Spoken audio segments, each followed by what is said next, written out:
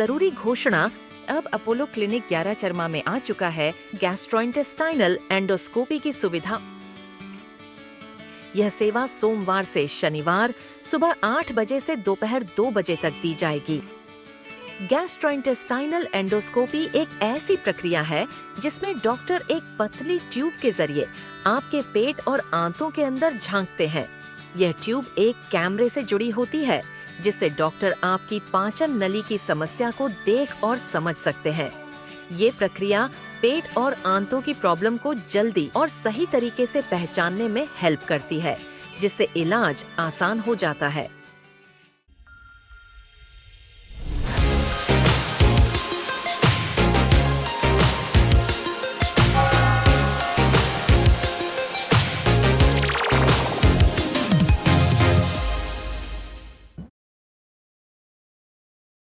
मुझे यहाँ आके बहुत अच्छा लगा।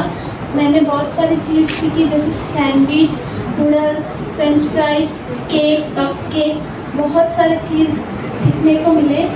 ये आगे जाके हमें बहुत काम आएंगे, क्योंकि यहाँ और बहुत सारे अच्छे दोस्त भी मैंने एक साथ सब बना के मुझे बहुत अच्छा लगा।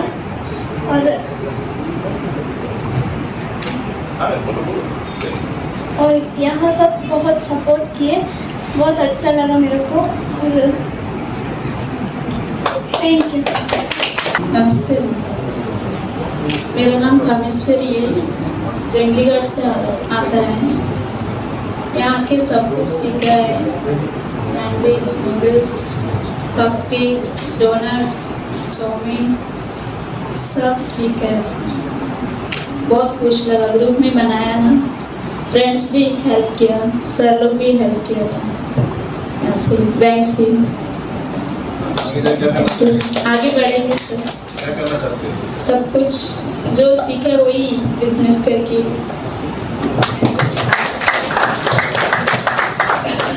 Thank you. उनका नाम सन्यारो है।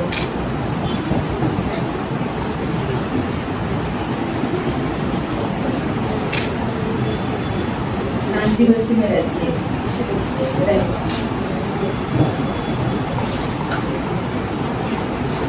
बहुत कुछ सीखने मिला, जैसे समोसा है, डोनट,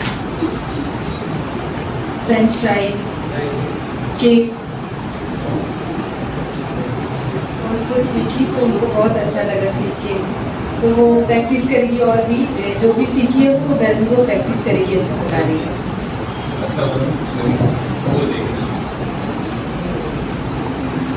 बहुत खुशी है और आगे वो और भी करेगी करके बोल रही है। Thank you. Good morning, I am Suresh. I am Kartika.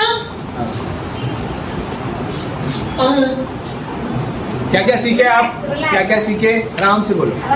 क्या क्या सीखे? Samosa, donut, French noodles. ठीक है। और क्या सीखे आप? French fries, very good. और क्या सीखे? केक, पाव भाजी, केक। आप घर में बनाइए, आप घर में बनाइए, सबको खिलाइए। French noodles, French fries French fries, sandwich.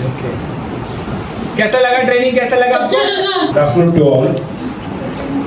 Regional Manager, SBI, Director, Rural Self-Employment Training Institute of SBI, and CRC Director, and dear students. First and foremost, I am happy to see you outside CRC. I have come a couple of times to CRC, and a few of you I would have met. But this is the first time I am seeing you outside CRC, and that too you have volunteered for this training program and you have successfully completed this training program. So my congratulations to each and every one of you. So you have shared your what you have learnt, and you also have said that you will be trying it and doing it at home. So that is each and every one of you have to do it to refine your skills and get experience. And also regional manager SBA also has assured that whoever is interested, financial assistance, that is loan also can be given to you to start a small business venture. Either individually you can do, or I request CRC director to take the lead to form a group and promote it. And as SBA, as regional manager, as well as director are there to support. This needs to be explored. So my request from my side is, this training should not stop here. We should extend the handholding support to make them self-sufficient as well as to stand on their own leg, to be financially independent. That is more important. And also, the regional manager also has offered to conduct other training programs also.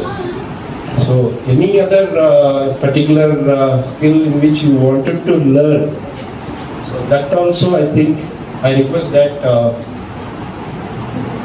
regional manager as well as the director to consider it and arrange it. So this training program is slightly different from other programs. In other programs, they give the training. But here, training has been given, they have facilitated training. They have given you transport allowance, they have facilitated you to come from your home to attend this and go back to your home. So that is very important. So please make use of this opportunity and attend any other future training programs that will also be scheduled. And you can also share your requirement, your need, in which area you are interested. So accordingly, this training program can also be planned. So I wish you all the best, and this should not be the end, this should be the beginning for you. All the best. Thank you. इससे जो skill development का जो training हुआ है वो भी special children's का जो ट्रेनिंग हुआ है और उसमें भी स्पेशल है कि हम लोग गर्ल चाइल्ड लोग इसमें पार्टिसिपेट करें। तो कैसा लग रहा है सर आपको ट्रेनिंग दे के, और उनको कैसा लग रहा है पार्टिसिपेंट को? देखिए, भारत सरकार का जो प्रयास है जो दिव्यांग बच्चों, दिव्यांग लोगों को स्वावलंबी बनाना, उसको पहल हम लोग क्या किया, हमने CRC विज़िट किया था। CRC में जब जाके बच्चों को देखा, CRC के जो फैकल्टीज़ जितने एफर्ट दे रहे हैं बच्चों को आगे ले आने के लिए, तो हमें लगा कि इन बच्चों को हम भी क्यों ना कुछ स्किल डेवलपमेंट ट्रेनिंग दे, ताकि वो अपने जीवन में कुछ ना कुछ आगे अपना रोज़गार का कुछ एक रास्ता निकाल पाए।